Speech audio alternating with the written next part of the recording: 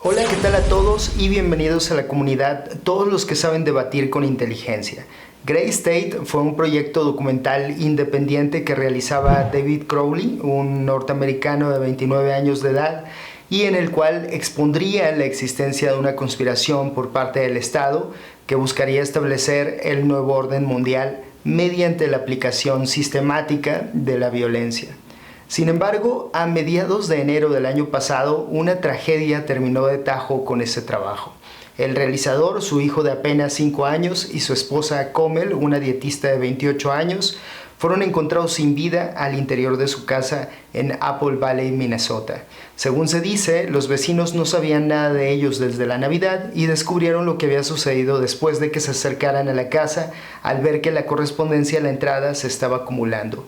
Las teorías conspirativas bullieron en ese momento. Si se trataba de un difusor de ideas conspirativas, relativamente conocido en el mundo de las ideas conspirativas, podía alimentar las ideas conspirativas si agregaba al paso la tragedia. ¿Por qué? Porque al parecer fue David quien le quitó la vida a su familia antes de suicidarse. Pero ¿era su documental tan revelador respecto a estas hipótesis? ¿Proveía evidencias irrefutables de la existencia de una conspiración? ¿Era más que escandaloso, demoledor frente a la negación de estos eventos? Hablemos del tema. Argo TV presenta Grey State, o Estado Gris en español, iba a ser un documental que no me sorprendería que concluyeran con el apoyo de difusores de ideas conspirativas más conocidos ahora que despertó la curiosidad de la gente. Según su descripción, tendría la visión del futuro cercano en el que un gobierno abusivo le daría el tiro de gracia a la vida americana que han conocido.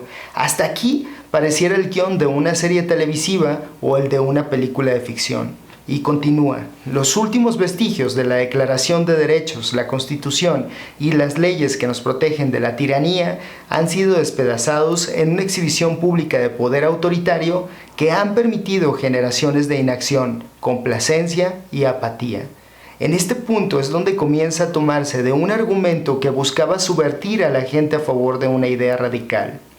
Si bien es una realidad que la población norteamericana decae por causa de la apatía, su inacción no es producto de su desinterés por las hipótesis que apoyan la existencia de una conspiración por parte de los grupos económicamente fuertes en contra de la población de los Estados Unidos, sino más bien del confort, la irresponsabilidad con que manejan su sistema financiero y su crisis educativa. Son un cóctel que termina conduciendo a las naciones a la ruina. Ya Polibio se había ocupado del asunto de la decadencia de los estados. Los romanos habían sido testigos de la caída de al menos 2 grandes imperios, el egipcio a manos de los griegos y el griego en sus propias manos.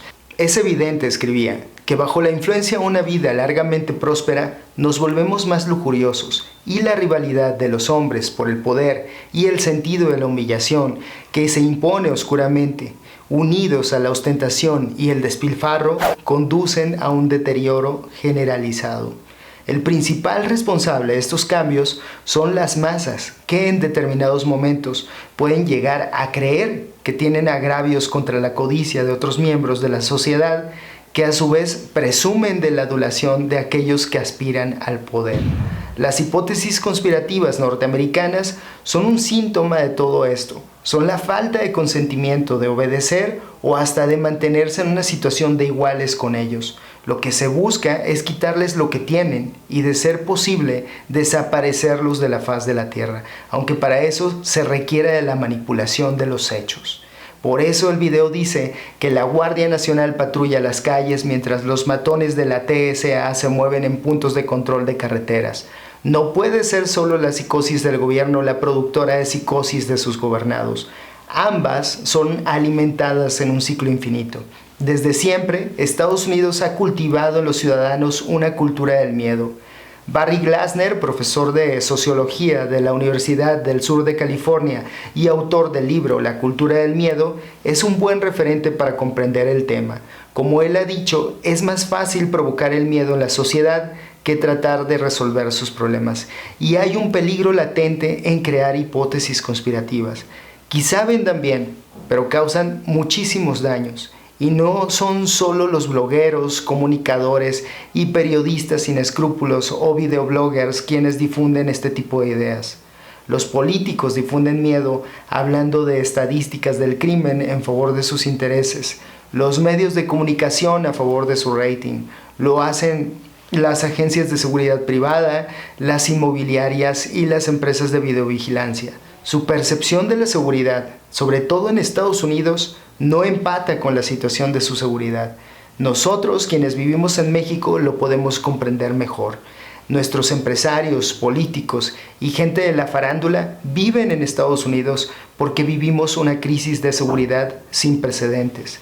Gray State causa alarma cuando habla de fuerzas policiales militarizadas pagadas con los impuestos de sus ciudadanos y de vehículos blindados de tipo militar, equipo de vigilancia y armas evitando que surja la disidencia.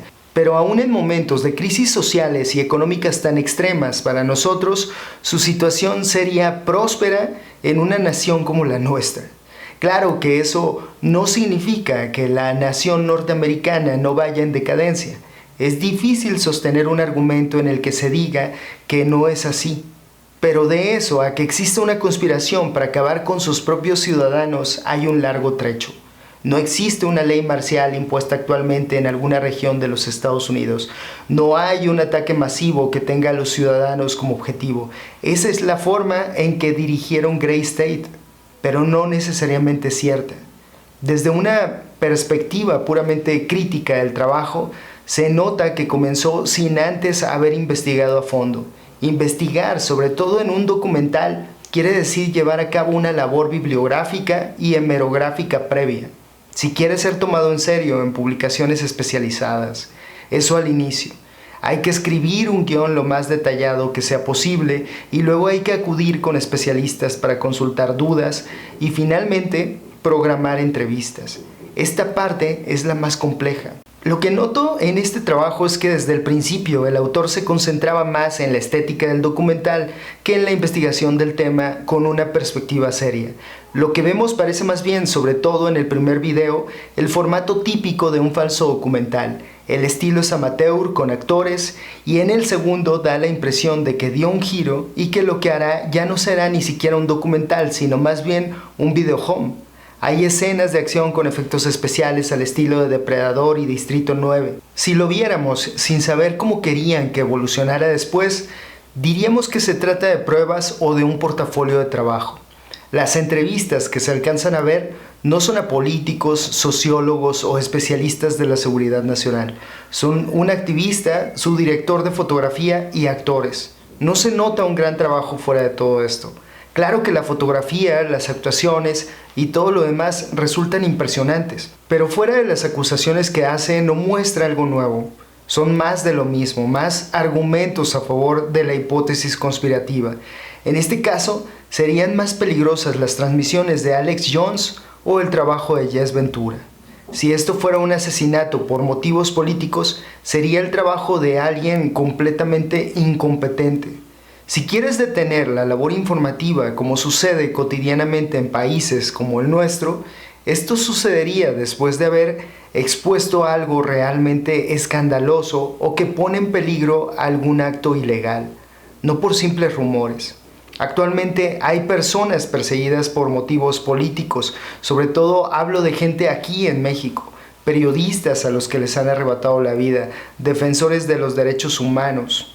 Esto a simple vista es algo diferente. Yo lo que noto es que hay gente que de verdad se ha creído las hipótesis conspirativas y cuando sienten que han fallado, el mundo se les viene encima.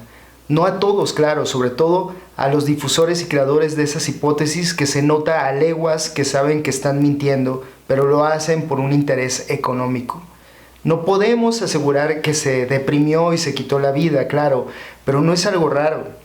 Son decenas los casos documentados de gente que después de fallar con una idea así, hacen algo tan dramático. Y somos seres racionales tanto como somos irracionales y capaces de cualquier cosa. Hace poco alguien en los comentarios de un video comentaba que en Florida una mujer se quitó la vida y se la arrebató a su bebé creyendo lo de los campos FEMA.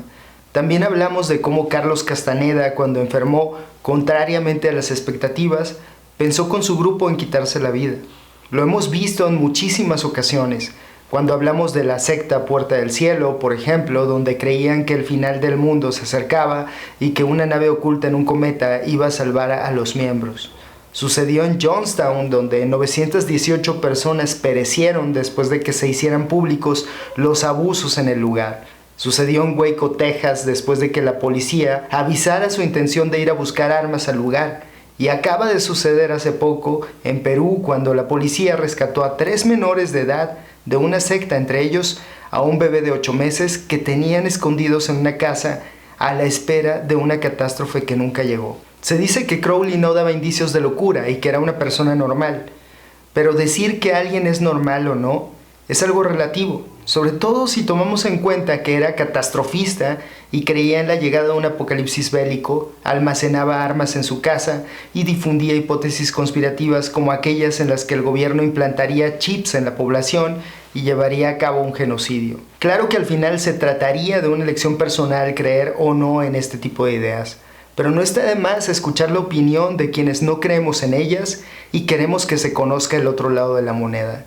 Es curioso, pero los conspiranoicos que se declaran defensores de las libertades individuales suelen intentar acallar pruebas e ideas contrarias a sus suposiciones y no dudan en bloquear, atacar verbalmente o físicamente y ofender a quienes no compartimos sus ideas. Cuando alguien hace algo como eso, difícilmente está siendo sincero, sobre todo cuando se equivocan, que es la mayor parte de las veces.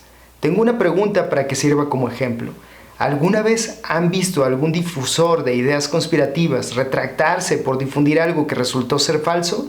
No, y no lo harán. La clave es no hacer lo mismo que ellos, confirmar independientemente de los hechos para comenzar, y en no dejarse llevar por las apariencias, pero sobre todo, no quedarnos con una idea solo porque nos guste y no caer en el error de creer que si algo parece cierto, entonces debe ser cierto.